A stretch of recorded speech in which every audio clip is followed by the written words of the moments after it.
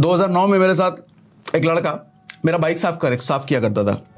मतलब बाइक जो घर में साफ करने के लिए आते हैं ना, 2009 की बात बता रहा हूँ। 150 रुपये दिया करता था मैं उसको। अभी कुछ दिनों पहले मॉल में टकराया मेरे से। मैं तो नहीं पहचाना उसको, वो पहचाना मेरे को। वो सामने से टोका, सागर भैया आपको याद है? मैंने कहा याद है मतलब? मुझे लगा अब लोग मिलते रहते हैं कहीं बाहर जाओ, तो मुझे लगा ऐसे ही कोई मुझे जानता होगा यूट्यूब सोशल मीडिया के जरिए। तो सागर भैया आपको याद है, आपका ऐसा मैं वहां रह गाड़ी साफ। अरे बस तू झिटझाट में पूरा था, बढ़िया कपड़ा भी पहना था, उसके साथ एक लड़की भी थी, बताया उसने उसकी वाइफ थी। तो पता चला भैया ये रंगत कैसे बदल गया 2009 से लेकर के ये 10-12 साल में कैसे ये सब हो गया। तब उसने अपनी कहानी जो बताई ना सर, बताऊं आपको सर, गाड़ी सफाई करता था। आज के टाइम पे वो कौन सी कोटिंग होती है, सेरेमिक कोटिंग। सेरेमिक कोटिंग का पूरा शोरूम है उसका सर। 50 लाख से ज्यादा का महीने का रेवेन्यू करता है वो, 12-15 स्टाफ को पालता है वो। मैंने कहा इतना सब कैसे कर लिया? बोला भैया वो सब लोगों की गाड़ी साफ करते थे, स्क्रैच वगैरह लगता था, तो फिर हमने देखा स्क्रैच कर उससे बचाने के लोग क्या करते हैं, फिर कोटिंग करते थे, तो हमने छोटा मोटा कोटिंग का काम शुरू किया। फिर हमने अपना दुकान खोला जिसमें बाइक स्कूटी करने लग गए, फिर हमने कार का करने लग गए, फिर थोड़ा टाइम काम और बढ़ा था, अब लग्जरी गाड़ियों का भी करते हैं। अरे मर्सिडीज BMW उसके शोरूम में लगी रहती हैं। कौन था वो मेरे बाइक पे पोछा मारता था, सफाई करता था, और 150 रुपये महीना देता था। मैं एक बात बताऊं, जो आदमी ग्रेजुएशन कर रखा है ना, डिग्री ले रखा है कोई, उसको बोलो पोछा मारने के लिए, कभी नहीं मारेगा वो, छोटा काम है।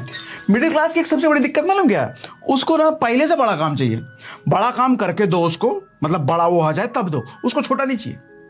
शर्म आती है ना उसको, बोलो पेपर डालने को, नहीं छोटा काम है। अभी हुआ मेरे साथ, एक लड़का मिला मुझे, मतलब काम करता है हमारे यहाँ पे सोसाइटी में। तो कह रहा भैया कोई नौकरी वोकरी दिलवा दीजिए ना, हमको निकाल दिए सोसाइटी वाले। हमने कहा नौकरी कितने की नौकरी चाहिए? बोला कोई 8-10 हज़ार रुपये कुछ मिल जाए, कोई नौकरी को लगा दीजिए। अब 8-10 हज़ार की नौकरी, ज़्यादा वो पढ़ा लिखा भी नहीं है, मुझे जहाँ तक पता है शायद 10वीं के अंदर ही होगा। तो मैंने कहा एक काम कर भाई, आजा मेरे ऑफिस में जो लोग आते हैं चाय पानी वगैरह काम कर ले, आजा। तो रिएक्शन सुनना। अच्छा पहले वो भी कुछ सफाई जैसा ही कुछ काम कर रहा था, एग्जैक्टली मुझे याद नहीं है, लेकिन वैसा ही कुछ काम करता था। तो रिएक्शन सुनना, नहीं भैया ये काम हमसे कहाँ होगा, छोटा काम है, कुछ बढ़िया काम बताइए। तो मुझे लगा बढ़िया काम? मैंने कहा फिर आजा मैनेजर बन जा। तो कहता नहीं भैया हमसे होगा कहाँ, छोटा काम। अब समझना, छोटा काम उससे होगा नहीं, बड़ा काम वो करने के लायक नहीं है। फिर मैंने काम करके, भाई समय है तेरे पास 10 मिनट? बोला हाँ भैया बिल्कुल है, बताइए क्या करना है। हम कहा ट्रक के नीचे आ जा यार, तू क्या करेगा रह करके, तेरे लायक काम ही नहीं है धरती पर, कितना पढ़ा लिखा है? तो कैसा 10वां के अंदर ही है। अरे 10वीं के अंदर तुम पढ़े लिखे हो। मैंने कहा बाबूजी कितना कमाते हैं? कहते बाबूजी छोटा मोटा काम करते हो, पंचर का दुकान है उनका। समझ रहे हो ये दिक्कत है सर। आदमी ना सब कुछ बड़ा बड़ा चाहिए उसको, पहले से बड़ा करना नहीं है, सब कुछ पहले पहले से चाहिए। आदमी इसीलिए गरीब है। कौन सा ऐसा बिजनेसमैन देखो जो कि पहले से बड़ा काम उसको मिला? हर आदमी ने छोटा काम किया है। चाहे धीरू भाई अंबानी का ले लो, चाहे गूगल के फाउंडर का ले लो, चाहे अमेजॉन के फाउंडर जेफ बेजोस को ले लो, चाहे एलोन मस्क को ले लो, किसी को भी ले लो यार, जिसको पूजा करते हो ना, जिसकी कहानियां सुनते हो, जिसको बिलियनियर मिलियनियर मानते हो, किसी को भी ले लो, सबकी जर्नी ना छोटे काम से शुरू हुई।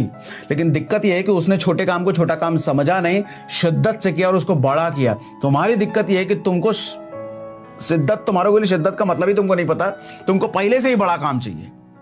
इसीलिए तुम जैसे आदमी नौकरी करना प्रेफर करते हैं, क्योंकि छोटी चीज छोटा काम है, ये छोटा काम होगा नहीं। अरे यार छठा सुनो, फेल होने का डर।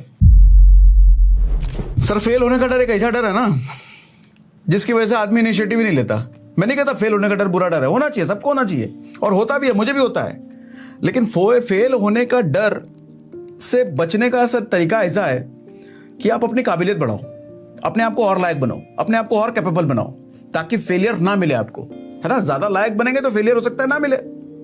लेकिन ऐसा नहीं कि हराम खोरों की तरह अरे कहीं बिजनेस शुरू करने फेल ना हो जाए, छोड़ो बिजनेस शुरू नौकरी कर लेते हैं। अरे आदमी कहो बिजनेस शुरू कर ले, अरे फेल हो गया तो एक काम कर पंचर का दुकान कर ले, अरे छोटा काम है भैया। तो एक काम कर बाइक का शोरूम खोल ले, अरे नहीं चला तो एक काम कर स्टॉक मार्केट में इन्वेस्ट कर ले, अरे डूब गया तो एक काम कर SIP कर ले, म्यूचुअल फंड कम ले, अरे कंपनी भाग गई। तो ऐसे आदमी को मन करता है मैं बोलूं एक कोहनी अगर तेरे सर पे मार कर तेरे धरती के अंदर धसा दें, मर जाए हैं तब। हर चीज में तो तुम जिंदा का है भाई?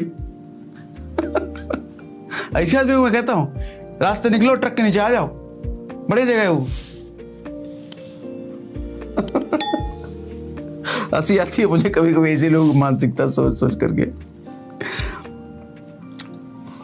आजकल थोड़ा सा माँ बाप का भी दोष है इसमें, थोड़ा सा मैं कहूंगा ओवर पैम्पर्ड। क्या करें, लेकिन माँ बाप भी क्या करें, इमोशनल बनाया है भगवान ने उनको। वो नहीं चाहते कि मेरा बच्चा स्ट्रगल फेस देखे, मेरा बच्चा संघर्ष करे। और बाप माँ तो ऐसे प्राणी होते हैं, बच्चे का संघर्ष देख करके वो संघर्ष अपने सर पे ले लेंगे, लेकिन बच्चे को संघर्ष नहीं आने देंगे। लेकिन यही गलत है, यही गलत है सर। एक बाज का बच्चा जब पैदा होता है ना, वो बाज का बच्चा अपने बच्चे को उड़ान सिखाने के लिए ऊपर ले जाता है, आसमान में ऊपर छोड़ देता है। और जब नीचे जमीन पर टकराकर गिरने वाला होता है तब जाके वापस पकड़ लेता है, फिर ऊपर ले जाता है, फिर छोड़ता है। बार बार यही प्रक्रिया उसके साथ निभाता है तब तक जब तक वो छोटा बच्चा उड़ना ना सीख जाए। उसको भी लगता होगा अरे इतने देर से छोटा, डरेगा मेरा बच्चा, डर जाएगा, नहीं करें तो बाज कभी बनेगा ही नहीं। बाज कोई बच्चा पता है कि अगर मेरे बच्चे को मुझे बाज बनाना है, पक्षियों में सबसे ताकतवर पक्षी बनाना है, तो ये संघर्ष को झेलना पड़ेगा। लेकिन हम ये इंसान भूल जाते हैं ओवर इमोशनल होकर के। अपने बच्चों को बिजनेस मत करो, बूढ़ जाएगा, बर्बाद हो जाएगा। नौकरी करना काय के लिए 1 लाख 10 लाख ठीक है तेरे लिए, 10 लाख जिंदगी कटेगा, ठीक है। और सरकारी नौकरी मिल जाता और बढ़िया है, भरपूर हरामखोरी होगी उधर। 7वां फैक्टर है सर, दूसरों को दोष देना बंद करो।